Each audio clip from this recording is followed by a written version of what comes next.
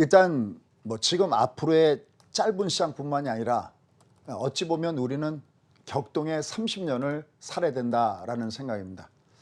그러니까 어렸을 때, 그러니까 지금처럼 TV가 보급되지 않았을 때 라디오를 많이 듣고 자란 세대가 저와 같은 세대였을 겁니다. 그때마다 웅장한 음악과 같이 나왔던 것이 뭐 격동의 뭐뭐뭐 이런 식으로 나왔는데, 앞으로 우리는 아마 격동의 30년을 살아야 되지 않겠나라는 생각에 다시 한번 우리가 마음을 가다듬어야 되지 않나라는 생각입니다. 자, 지금 연도가 2019년도, 격동의 30년이라는 계산은 어떻게 나오느냐? 지금 가만히 보면 미국과 중국의 무역 전쟁의 문제, 사실 무역 전쟁은 one of them일 뿐이고요. 사실 그 뒤에 뒷배경은 바로 미국과 중국의 패권 전쟁이죠. 이걸 놓고 싸우는데, 중국이 원하는 것은 바로 2050년에 중국몽, 다시 말씀드려서 중국을 전 세계 지1으로 만드는 것이 목표입니다. 이걸 절대 가만둘 리가 없는 미국, 더군다나 강력한 트럼프 정부와 만나면서 이게 하루도 바람잘 날이 없습니다. 오늘 아침에 미국 증시가 급락을 줬던 배경은 첫 번째 신호탄은 바로 중국이 750억 불에 대해서 미국 제품에 대해서 관세 보복을 예고하면서 일단 장이 먼저 밑으로 내려받기 시작을 했습니다. 그 다음에 주가가 잠시 11시 근처 가까워지면서 주가가 위로 올라가기도 했었습니다. 바로 그것은 이 정도 되면 제롬 파웰이 어떤 긍정적인 메시지가 나오지 않겠는가 했는데, 막상 뚜껑을 열고 보니까 9월 달에 금리 인하에 대한 구체적인 언급이 없이 한마디로 봐가면서 대응하겠다는 정도의 이런 얘기만 나오다 보니까 다시 주가는 밑으로 큰 폭으로 내려가면서 오늘 아침에 아마 잠자리에 일어나셨을 때 아마 깜짝 놀라신 분들도 계셨을 겁니다. 자, 그러면 격동의 30년을 살 때 지금 당장 코앞에 있는 재료부터 보도록 하겠습니다. 일단 먼저 지금 뉴스의 탑을 차지하고 있는 것이 바로 지소미아 문제입니다. 그럼 먼저 이 지소미아 문제부터 보도록 하겠습니다. 과연 이것은 주시장에 얼마나 영향을 줄까요? 당연히 우리가 주가란 경기와 금리 그리고 심리적인 부분이 있는데, 저 지소미아 같은 경우는 뭐 다른 쪽보다도 심리 쪽에 굉장히 영향을 주기 때문에 주가에 영향을 안 준다 할 수가 없습니다. 만약에 이것을 약간 돌려서 경제 쪽에다가 비중을 두면서 저거는 경기 외적인 변수뿐만 아니라 경기 내적인 변수도 품고 있어라고 구태 여긴다면 두 가지 면에서 저 부분은 지켜봐야 될 겁니다. 자, 이제 28일 이후에 일본의 추가적인 보복이 예상이 됩니다. 그럼 우리가 일본의 보복에 대해서 가장 우리한테 타격을 줄 수 있는 보복은 무엇일까요? 했을 때는 이미 요 제 최근에 보면 국산 부품 소재와 관련돼서 올해 이제 이런 쪽은 조금씩은 한번 매를 맞았기 때문에 견조한 모습을 주고 있는데요. 남아있는 카드가 뭘까요? 그렇습니다. 일본이 우리를 옥죄할 수 있는 카드는 뭐냐면 바로 금융 압박입니다. 지금 일본계 자금들이 우리 시장에 제법 많이 들어와져 있습니다. 물론 보복을 한다고 해서 순간적으로 저 자금을 빼나갈 수는 없지만, 역시 심적인 부분과 향후 금융시장에서 과연 일본계 자금이 어떻게 움직이느냐, 이 부분이 지소미아와 연결된 부분이다라고 얘기할 수 있겠습니다. 그 다음에 또 하나는 역시 안보상의 문제죠. 물론 우리는 애당초부터 우리와 일본 간의 어떤 직접적인 군사 동맹이나 이게 아니라 미국을 낀 상태 속에서 미국과 한국, 그다음 미국과 일본, 그래서 결국은 각각이 미국을 중개로 해서 3자 동맹되는 시대로 했기 때문에 이게 뭐 특별한 부분은 없다 하더라도 어제 보시다시피 환율이 지소미아 얘기 나온 다음에 다시 위로 올라갔습니다. 물론 위로 올라간 것이 제한이 됐던 것은 다른 이유가 아니라 사실은 바로 잭슨홀에서 나타나는 제롬 파웰의 연설을 듣고 보자라는 심리가 강하기 때문에 환율이 그렇게 강하진 않았지만 저 부분이 또다시 환율을 어떻게 자극하나를 봐야 됩니다. 하지만 지소미아가 국가 안보에서도 중요하고, 또 이것이 만약에 어떤 안보에 큰 영향을 줬을 때 이름하여 코리아 디스카운트라는 부분에서 주시장에 영향을 안 준다라고는 할 수는 없습니다. 하지만 저거보다 훨씬 더 메가톤급의 시장을 자원악재가 있습니다. 그게 바로 뭘까요? 그렇습니다. 바로 오늘 터졌던 문제, 다시 미국과 중국의 무역 보복 전쟁이 다시 재점하는 것이 사실 제일 큽니다. 제가 누차 방송을 통해서 이런 말씀을 드렸어요. 우리나라 시장의 코스피 지수의 곡선은 환율 차트를 거꾸로 보면, 그러니까 리버스로 해서 뒤집어 보면 코스피 곡선과 동행한다라는 말씀을 드렸습니다. 환율 차트를 뒤집어 본다는 얘기는 다시 말씀드려서 얼마나 우리나라에 달러가 많이 들어오느냐, 바로 이 부분입니다. 우리가 달러가 들어오는 부분은 뭐가 되겠습니까? 그렇죠. 바로 수출입니다. 우리는 수출 드라이브 정책을 쓰는 나라이기 때문에 수출이 잘 돼야 달러가 많이 들어오고 환율도 안정적이고 지수가 상승 곡선을 타고 있습니다. 지금 지수가 상당히 많이 내려와 있습니다. 고점을 2,600을 찍은 이후에 지금 주가 패턴이 이제 2,000선 깨고 1,950선 아래에 놓여져 있습니다. 이렇게 주가가 상단에서부터 600포인트 이상 빠진 이유는 무엇이 있을까요? 뭐 여러 가지 얘기들이 있습니다. 정치권에서 나온 얘기들도 있고 갑론을박도 있고 많습니다. 그런데 이따 가장 먼저 꼽는다면 뭐냐? 바로 뭐냐면 패러다임 시프트입니다. 그게 뭘까요? 전 세계 무역량이 줄고 있습니다. 우리의 무역 교역량이 줄고 있고 달러 유입이 줄고 있다는 겁니다. 당연하죠. 우리는 수출 1, 2등이 바로 미국과 중국인데 이 두 나라가 붙었으니 상대적으로 우리의 교역량은 줄 수밖에 없고, 여기다가 반도체를 중심으로 해서 역시 경기 악화가 현재 지수의 악화, 달러의 악화, 환율의 강세, 이런 현상들을 전체 동반하고 있기 때문에 가장 넘버원, 가장 큰 키는 뭐냐? 지소미아보다도 더 큰 것은 뭐냐면 바로 미국과 중국의 무역 전쟁입니다. 자, 그러면 도대체 이걸 어떻게 우리가 풀어야 될까요? 우리가 할 수 있는 일이라는 것이 안타깝게도 아무것도 없다는 겁니다. 우리가 미국이나 중국에 영향력을 가할 수 있는 위치도 안 되고 그냥 말 그대로 그냥 지켜볼 뿐이라는 것이 너무나 안타깝습니다. 그러면 결국은 이 해법은 어떻게 나올까요? 이미 그 해법은 여러 차례 말씀을 드렸습니다. 이미 2008년도에 리먼 사태가 터졌을 때 미국 했던 거, 금리를 제로 금리를 갖다 놓고 양쪽 완화했었고요. 최근에 중국이 미국 시장처럼 똑같이 240에서 반등을 줬을 때의 그 역할은 뭡니까? 바로 인민은행의 금융 완화책입니다. 결국 누누이 이렇게 말씀드렸듯이 주가라는 것이 움직이려면 한쪽은 경기라는 것이 있고 한쪽은 금리라는 것이 있는데, 경기가 나빠서 미국과 중국의 무역 전쟁 문제가 쉽게 해결되지 않아서 이로 인해서 만약에 세입되어 있는 물이 차가운 물이라면 거기다가 더운 물의 역할을 할 수 있는 것은 오로지 하나, 바로 금리 문제밖에는 없다라는 겁니다. 그런데 안타깝게도 잭슨홀에서 나온 내용을 보면 아직까지 뚜렷하게 추가적으로 중장기적인 시스템적으로 금리를 내리겠다라는 메시지가 없었기 때문에 결국은 시장은 실망하고 이렇게 크게 하락했던 겁니다. 그래서 어제 밤 투자 피치에서 여러분께 밤 11시 이후를 조심하십시오 라는 메시지를 여러분께 드렸던 부분입니다. 자, 그러면 도대체 잭슨홀과 전의 전쟁과 잭슨홀 도대체 무슨 상관이 있을까요? 자, 지금 계속 트럼프 대통령은 제롬 파웰을 옥죄고 있습니다. 하지만 그때마다 제롬 파웰은 그것에 굴하지 않고 My way, 나의 길을 가겠다라고 얘기를 많이 하고 있습니다.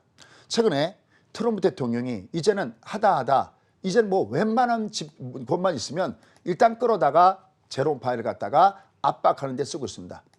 독일의 30만기 국채 금리가 마이너스를 기록하면서 판매가 되고 있습니다. 독일 국채가 30년 물이 마이너스다. 우리가 한번 생각해 보시죠. 우리나라 시장에 굴러다니는 명차 전부 다 어디 겁니까? 전부 다 독일산입니다. 독일은 바로 제조업 초강국입니다. 아시아에서 제조업의 강국은 바로 우리죠. 영국은 여러분 아시다시피 대출 수장 이후에 거기는 금융 강국이고 유럽의 최고의 제조업 강국은 독일인데 이 독일마저도 30만기 마이너스 금리가 나오고 있습니다.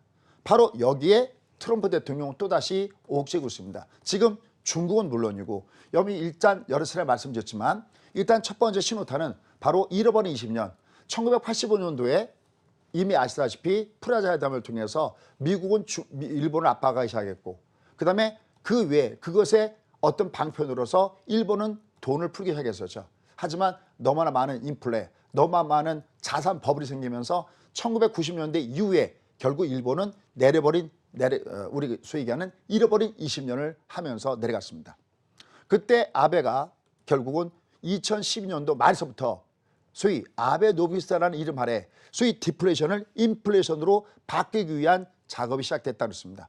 물건값이 내려도 안 팔리는 판에 어떻게 물건값이 올라가느냐. 결국은 물건값이 올라가는 게 인플레이션인데 제가 이렇게 이런 얘기도 예를 들었습니다. 아직 디플에 대해서 이해가 잘 안 가시는 분들은 부동산 생각하면 쉽다고 그랬습니다. 부동산 가격이 내려간다. 집값이 빠진다. 누가 집을 사겠습니까? 집 안 사죠. 전부 다 전세나 아니면 월세로 들어가겠죠. 똑같은 겁니다. 물건값이 내려가면 되도록이면 사람들은 소비를 줄일 겁니다. 소비를 줄인다는 것은 기업체는 재고가 늘고 설비 투자를 하지 않고 결국 그것은 사람을 뽑지 않고 있는 사람마다도 결국 감원하게 되면서 전체 경기가 어려워지는 거죠. 그러니까 인플레보다도 더 위험한 게 디플레이션이라는 것이 바로 그겁니다. 그러니까 아베노믹스라는 것은 간단히 생각하면 이 디플레이션을 인플레 바뀌면서 경기 부양을 하겠다는 것이 바로 아베노믹스의 골자다라고 설명할 수 있겠습니다. 근데 우리가 물건값을 올린다. 이건 상상이 안 가잖아요.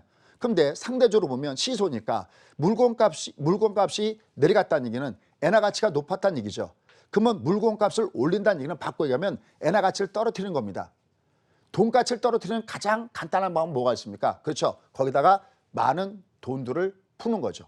바로 아베노믹스의 골자는 어마어마하게 돈을 풀어서 엔저를 유도하고 엔저를 유도하면서 결국은 수출 산업을 부흥시키고 수출 산업이 잘 됐던 기업체들이 임금을 올리면서 그 돈을 가지고 소비를 촉진하고 정부는 그 다음에 소비세를 증가해서 그 돈에 투자했던 재정을 확보하는 것이 바로 아베노믹스의 골자다라고 할 수가 있겠습니다. 근데 문제는 이제 이것이 잘 진행되기가 굉장히 어려운 입장에 놓여졌습니다. 왜? 지금 이제 미국이 중국뿐만 아니라 일본과도 지난 4월서부터 일본과 미국과 일본 간의 무역 협정이 되고 있고 이제 환율에 대한 부분을 이 조항에다가 명시하자라고까지 하니까 이제 일본도 그렇게 쉽게 소위 돈을 갖다가 무조건 예전처럼 찍어내면서 역시 양쪽 안을 더하게도 상당히 버거운 입장에 놓여졌습니다. 어쨌든 일본은 그 많은 돈들이 풀려져 있고요. 유럽도 2010년도 초반에 굉장히 어려웠기 때문에 이미 2015년도부터 유럽도 아시다시피 양쪽 완화를 시행했습니다. 요번에 유럽이 드라기 총재 시대 하에서 금리를 요번에 내리질 않았었죠.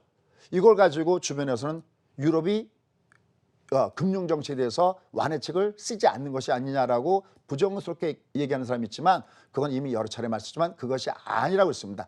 다음에 오는 새로운 리더, 바로 IMF 총재인 여성 리가르드 총리가 와서 해야 될 일을 남겨놓은 부분이 되기 때문에 유럽도 지금 굉장히 어렵기 때문에 돈 푸는 문제가 계속해서 나올 수밖에 없다라고 말씀을 드렸습니다. 이런 상태에서 이제 중국도 미국이 관세로 보복하는 것을 관세로 맞대응하면서 한편으로는 금융 완화책을 쓰겠다는 거죠. 한마디로 하면 역시 마찬가지로 쩐의 전쟁에 동참하고 있다는 겁니다. 그런데 아직까지 어디가 쩐의 전쟁에 본격적으로 동참하지 않고 있느냐? 바로 미국입니다. 이미 미국은 이미 저 쩐의 전쟁을 통해서 막강한 돈을 풀어서 이미 재미를 본 것이 있습니다. 언제입니까?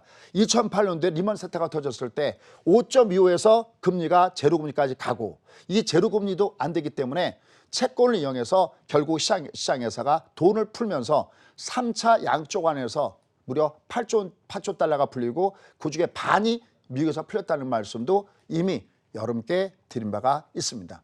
근데 아직까지 미국이 다시 쩐의 전쟁에 나서고 있지는 않습니다. 물론 지난 7월 달에 미국은 금리를 내렸습니다. 하지만 지금 계속해서 트럼프가 옥죄고 있습니다. 예전에는 금리를 0.5를 내려달라고 얘기했는데 지금 0.5가 아닌 거 알고 계시죠? 요새는 0.5가 아니라 무려 1%포인트를 얘기하고 있습니다. 일전에도 한번 말씀드렸지만 앞으로 연준이 남아있는 것이 9월 달을 중심으로 해서 앞으로 몇 번 남아있느냐? 3번 남아있습니다. 그러면 우리가 3번 남아있을 때 베이비 스텝이다 그러면은 0.25, 0.25, 0.25에서 0.75가 되는데 1%를 내리라는 얘기는 한 번에 0.5를 내리라는 얘기를 하고 있습니다. 지금 트럼프가 제롬 파웰을 향해서 내던지는 메시지는 거의 인신공격에 가깝습니다. 문제는 중국보다도 연준이다라는 얘기를 하고 있고 그다음에 독일 국채 언급하면서는 무슨 얘기까지 하냐면 싸우기 싫으면 go home, 집으로 가라라는 얘기까지도 하고 있습니다. 또 워낙 골프를 좋아하니까요. 골프에 비대해서도 많이 얘기하죠. 제롬 파웰은 퍼팅을 못하는 골퍼다라는 얘기까지도 서슴지 않고 하고 있습니다. 오늘 일단 잭슨 홀의 미팅 결과가 실망스러워서 결국은 미국과 중국의 무역전쟁의 점화와 그다음에 기다렸던 제롬 파웰의 소위 완화적인 이런 제스처가 나오지 않았기 때문에 미국 주가가 폭락을 줬고 여러 가지 부분에서 어려운 모습들을 보여주고 있습니다. 하지만 이들 그냥 마감되지는 않을 걸로 보고 있습니다. 오히려 보다 더 쩔의 전쟁이 가속화되지 않겠는가. 그리고 10월 달이면 드라기 중기가 임기가 마감합니다. 그럼 이제 거기서 역시 리가르도도 오고 또 전체적으로 봤을 때 일본도 여러 가지 부분에서 현재 굉장히 경기가 어려운 상태에 놓여져 있고 또 이러한 모든 제스처들이 우리한테도 금융 완화 쪽, 금리 추가 인하 쪽에 포커스를 맞추지 않겠나라는 생각을 해보고 있습니다. 다만 문제는 가장 큰 문제는 금리를 내린다고 해서 경기가 좋아질 것이냐는 겁니다. 이미 이것은 여러분께 말씀드렸죠. 지금 우리가 금리를 내리더라도 경기는 금세 좋아질 가능성은 극히 희박하다. 이게 왜냐하면 우리는 내수 중심으로 해서 성장하는 나라가 아니라 세계 무역이 활성화가 돼야 되는데 금리를 내린다고 해서 그 세계 무역이 활성화되지 않기 때문에 그렇습니다. 결론 맺어보도록 하겠습니다. 일단 첫 번째, 지금 우리나라 시장뿐만이 아니라 전 세계 시장이 살아나기 위한 가장 첫 번째 프라이머리 키는 그것이 도대체 무엇이겠는가라는 겁니다. 우리도 지금 당장은 일본과의 백색 국가 문제, 또 지소미아 문제, 요새 여러분들은 아마 정신이 없을 겁니다. 어느 날 포털 검색어에서 백색 국가? 그럼 이게 백색 국가가 뭐지? 또 서치. 아마 지소미아도 우리야 뭐 지소미아가 뭔지 알지만 많은 시민들은 지소미아가 뭔지도 모릅니다. 갑자기 또 지소미아가 뭐지? 제가 생각할 때 머리에 쥐가 날 것 같습니다.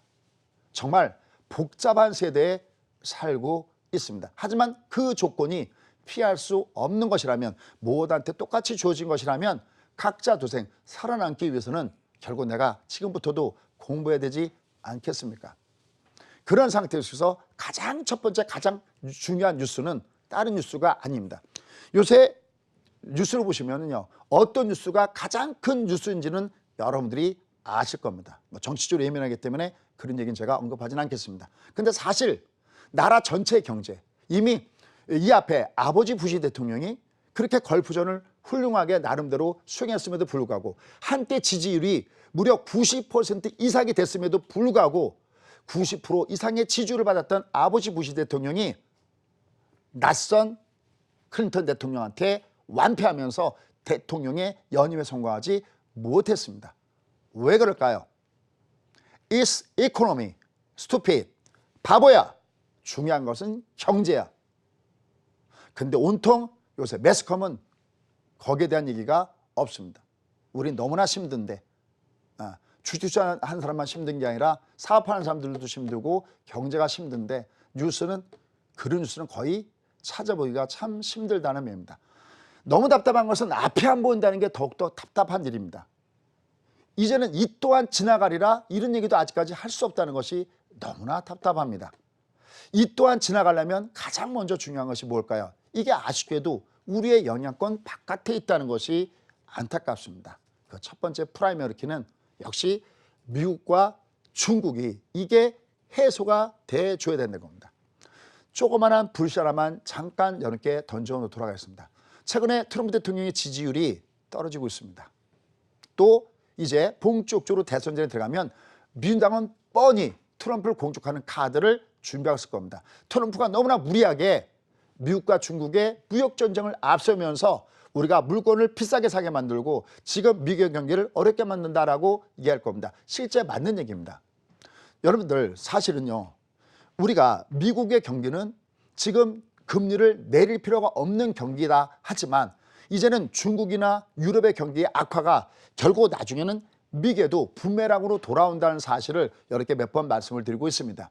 실제적으로 보면 미국의 많은 기업체들은 중국과 연결되는 기업체들이 많습니다. 그냥 막연하게 관세를 올린다? 미국과 중국이 전쟁을 벌인다? 이것은 그냥 단순하게 관세가 올라가고 물건값이 올라가는 단순한 문제가 아니라 실제적으로 뭐가 줄고 있느냐? 미국 기업체들의 설비 투자가 줄고 있다는 겁니다. 최근에 PMI 지수가 50 이하로 떨어진 것도 아마 보셨을 겁니다. 이제 이것을 제롬 파웰도 서서히 인지하게 될 가능성이 높다라는 부분입니다. anyway, 어쨌든 첫 번째 가장 먼저 중요한 우리한테 한 이슈는 뭐냐?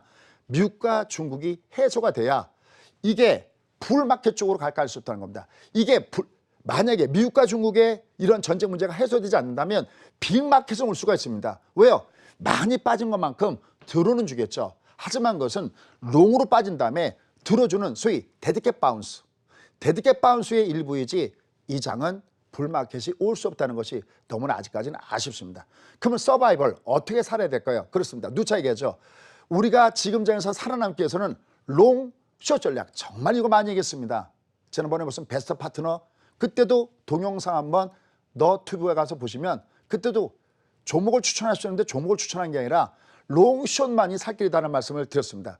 올라간 쪽에만 베팅하지 말고 내려간 쪽도 베팅할 줄 알아야 살아남는다. 뭐가 해결되기 전까지는 미국과 중국의 무역 전쟁이 해소되기 전까지는. 그래서 최근에 보면 ETF, 레버리지 인버스 하는 인구들이 늘어나고 있는데 이거 굉장히 좋은 현상이다라는 것을 볼 수 있겠습니다. 두 번째, 그럼 일단 이 경기 침체가 내려가는 것이 혹은 미국과 중국의 무역 전쟁 문제에 대한 것이 계속 심화되는 것을 커버하는 방법은 무엇이냐? 역대 고금을 막론하고 항상 어느 나라든 anyway, anycall 어디든지 간에 항상 경기가 침체했을 때 가장 먼저 쓰는 정책은 뭐다? 금융 완화식이다. 다만 그런 부분에서 오늘 제롬팔의 연설은 다소 실망스러웠다. 그러나 앞으로도 계속해서 지켜보자. 어떤 얘기들이 연준 인사 쪽에서 나오는지 지켜보자. 결국 그것은 뭐를 유발할까 할 수 없느냐? 전의 전쟁을 유발할 가능성이 높다. 많은 돈들을 중심으로 해서 움직이는 그러한 부분들을 유발할 가능성이 높다는 것을 염두에 두시고 우리가 해야 되겠다. 그 다음에 세 번째, 이런 상황 속에서 지수의 장세는 아니라 하더라도 최근에 나타나는 것을 보셨듯이 바로 일본과 더욱더 세게 붙으면서 최근에 올라가는 종목을 보면 다시 뭐 애국 테마주다 아니면 국산 부품 수혜주다 또 주로 4차 산업 섹터에서 올라가듯이 이러한 세 번째 우리가 봐야 될 것은 이러한 가운데서 우리가 숨 쉴 만한 틈새 종목군단들은 결국은 이러한 가운데서도 반사 이익을 얻는 종목 장세 베팅으로 주목하시기 바라겠고요. 끝으로 차트를 보면서 지금 장세 잠깐 설명해서 마무리하도록 하겠습니다. 자, 차트 한번 가서 보시죠. 자, 지금 이 차트를 보시면요. 어떤 부분이 형성이 되어 있냐면 지금 화면상에서 여러분 보기 좋게 제가 이미 어떤 걸 했냐면 바로 더블 차트를 그려놨습니다. 제가 인공 차트 만든 기능 중에서 가장 가성비가 높은 기법이 뭐냐라고 묻는다면 바로 지금 보시는 바로 더블 차트입니다. 이것은 결국 무엇을 의미하느냐? 이것은 결국은 발의 방향을 얘기하는 겁니다. 지금 화면에서 보시다시피 얘는 발의 방향이 밑으로 내려가고 있습니다. 지난달도 내려가고 있습니다. 제가 제일 많이 강조했던 것이 로우 캔들에 대한 얘기를 참 많이 강조했습니다. 앞에 거보다 뒤에 게 낮아질 때 특히 조심해라. 앞에 거보다 뒤에 게 낮아질 때 조심해라. 그러니까 얘는 지금 현재 아직까지 이렇게 밑으로 내려가고 있습니다. 그러면 이 장이 아까 얘기했던 대로 불마켓은 아니더라도 이게 빅마켓이 오려면 어떻게 돼야 빅마켓이 올까요? 일단 첫 번째 가장 먼저 첫 번째 첫 단추는요. 월이 바뀌었을 때 이 월이 바뀌었을 때 월추 대비 주가가 올라가는 것이 이게 첫 번째 첫 단추입니다. 근데 그것은 그냥 데드캣 바운스에 불과해요. 지금 무슨 얘기냐면 이 앞에도 보시다시피 많이 빠지고 그러니까 워낙 많이 빠져서 많이 빠진 다음에 잠깐 동안 들어주는 롱 다음에 숏은 그냥 데드캣 바운스입니다. 얘도 지금 보면 빠져서 올라가죠. 데드캣 바운스입니다. 어디가 될지 모르지만 얘가 내려갔다가 올라갈 때 이것은 데드캣 바운스지 실제적으로 빅마켓 신호는 아닙니다. 그러면 선생님 빅마켓 신호는 어디서 옵니까? 그걸 기다리시는 분들한테 꿀팁 하나 제공한다면 무조건 이렇게 주가가 위로 올라가는 발의 방에 올라가는 모습을 줬을 때 가장 먼저 중요한 것은 뭐냐면 주가는 꺾어질 때 로우 캔들 위에서부터 고점이 낮아집니다. 저 앞에 지금 화면에 가려서 있는데요. 이게 위에서 꺾어질 때는 낮아지는 로우 캔들이 나와버리고요.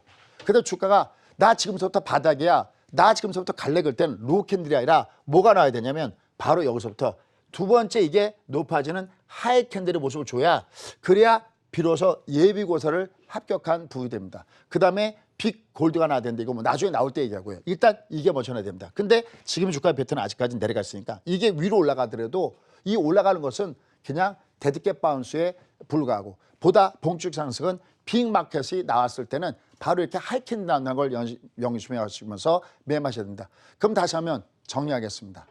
내가 살아나면 어떻게 할까? 롱, 숏 전략이 필요하다. 그런데 다만 항상 제가 강조하듯이 그러나 또다시 밑으로 급락을 줄 때는요. 투매하시면 안 됩니다. 아마 여러분들 아침에 미국 증시 내가면서 또 긴장하실 텐데요. 절대 투매는 안 됩니다. 올라올 때는 여전히 이게 올라가봤자 데드캣 바운스니까 올라갈 땐 줄이는 건 오케이. 투매는 하지 않는 가운데서 이 시장을 살아나가는 방법을 배워주시는 것이 좋겠고, 그러한 가운데서 틈새 종목으로 오히려 종합은 밑으로 낮아지고 있는데 종목분별로 높아지는 이런 하이캔들 종목을 주목해서 매매하시면서 서바이벌 게임을 하시기 바라겠습니다.